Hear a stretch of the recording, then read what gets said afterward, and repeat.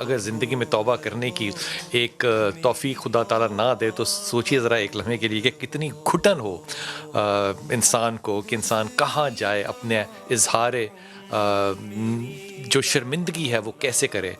حضرت ایوب انصاری، آپ کو پتہ ہے یہ مہمان تھے رسول پاک صلی اللہ علیہ وسلم کے۔ یہ آج کل تشریف فرما ہے استنبول سے تھوڑا سا باہر ایک مقام پر، اور بڑی رونق والی جگہ ہے۔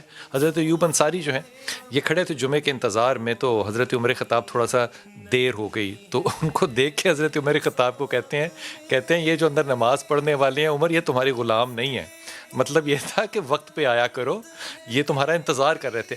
عمر حاکم ہے، امیر المومنین ہے، اور کہنے والے ایوب انصاری ہے۔ اس بات پہ ایک دو رد عمل جو ہے نا وہ بڑے مجھے اس واقعے میں بڑے واضح نظر آتے ہیں۔ ایک تو یہ کہ انہوں نے سب سے معذرت کی، اللہ سے توبہ کی، جو کرنا چاہیے تھا ایک امیر کو انہوں نے کیا۔ لیکن دوسری بات، حضرت ایوب انصاری کے ہاتھ میں انہوں نے اپنا کرتا جو ہے وہ پکڑا دیا، کہا عبداللہ کی ماں نے اس کو دھو کر ڈالا تھا، وہ ابھی بھی گیلا ہے، میں گیلا ہی پہن کے آ گیا ہوں، دوسرا کرتا تھا نہیں میرے پاس۔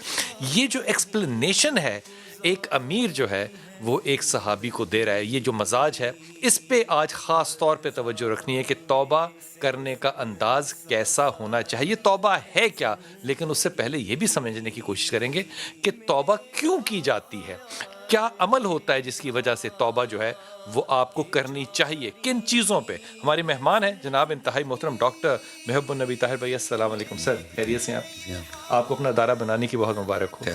بہت شکریہ آپ تشریف لائے۔ علامہ عمران مظاہری صاحب، السلام علیکم سر، خیریت سے ہیں آپ؟ اور ہمارے ساتھ شیریہ داؤد بھائی کراچی سے ہوں گے، اور مفتی زبیر بھائی ہوں گے ہمارے ساتھ۔ مفتی زبیر بھائی ہیں ہمارے ساتھ اس وقت؟ اوکے، شیریہ داؤد بھائی آپ سے شروع کرتا ہوں، یہ فرمائیے کہ توبہ کرنا کب شروع ہے، کب کرنی چاہیے توبہ، کن چیزوں کے اوپر؟ بسم اللہ الرحمن الرحیم، اللہم صلی وسلم وبارک علی سیدنا مولانا محمد وعلی آلہ وصحبہ وبارک وسلم۔ آپ کا بہت شکر گزار کہ آپ نے ایک اہم ٹاپک کو منتخب کیا آج کے لیے، اور جبکہ ہمیں توبہ کی بہت سخت ضرورت بھی ہے۔ آپ نے کہا کہ کب شروع ہوتی ہے توبہ، تو توبہ تب شروع ہوتی ہے کہ جب ندامت ہوتی ہے، لیکن مسئلہ یہ ہے کہ جی ندامت ہو تو توبہ کرے نا۔ کسی سے پوچھا کہ توبہ کیا ہے، فرمایا الندامت توبۃ، کہ ندامت یعنی شرمندگی یہ توبہ ہے۔ بدقسمتی ہماری یہ ہے کہ جب ہمیں اپنے برے عمل یا برے افعال یا گناہ جسے ہم عرف عام میں کہتے ہیں نظر نہ آئیں، یا ان کو ہم گناہ سمجھنا ہی چھوڑ دیں، تو پھر توبہ کی توفیق اللہ عز و جل۔ برے کام میں اور گناہ میں کوئی فرق ہے؟ برا کام ہی تو گناہ ہے نا۔ ہمارے معاملات اور عبادات کتنا پرسنٹ ہے، بہت بڑا ڈفرنس ہے۔ عبادات بمشکل 5% ہیں، اصل تو معاملات ہیں۔ ہمیں جب اچھا پچھلی امتوں پر کس وجہ سے آئی تھی جو عذاب آئے تھے، وہ کس وجہ سے؟ کیا وہ نماز روزہ حج زکوٰۃ چھوڑتے تھے؟ ان پر تو شاید حج تھا بھی نہیں، یا تھا بھی تو ان کی خاص کنڈیشنز تھیں۔ عبادات کی کمی کی وجہ سے تو ان پر عذابات نہیں آئے تھے، عذابات تو معاملات حقوق العباد کو تلف کرنے سے آئے تھے۔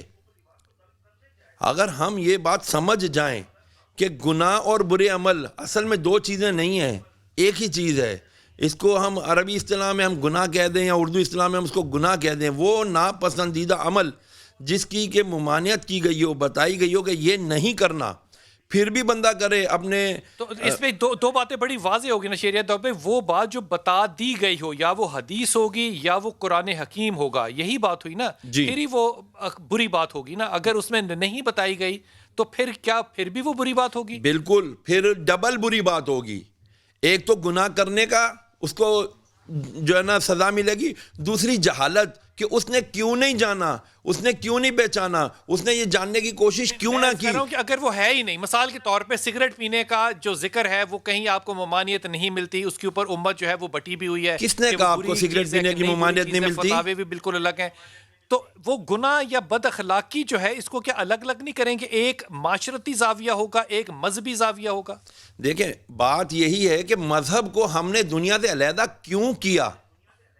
ربنا آتنا فی الدنیا حسنہ وفی الآخرۃ حسنہ وقنا عذاب النار. یہی دعا ہمیں تعلیم کی گئی نا قرآن مجید میں کہ تم دنیا کی حسنات بھی مانگو بھلائیاں اور آخرت کی بھلائیاں بھی مانگو. آخرت کیا ہے؟ الدنیا مزرعۃ الآخرہ. دنیا آخرت کی کھیتی ہے. اسی میں ہم نے اپنی دنیا بھی بنانی ہے, اسی میں ہم نے اپنی آخرت بھی بنانی ہے. تو یہ شر اور بالکل درست. میرے ساتھ رہیے گا, میرے ساتھ رہیے گا.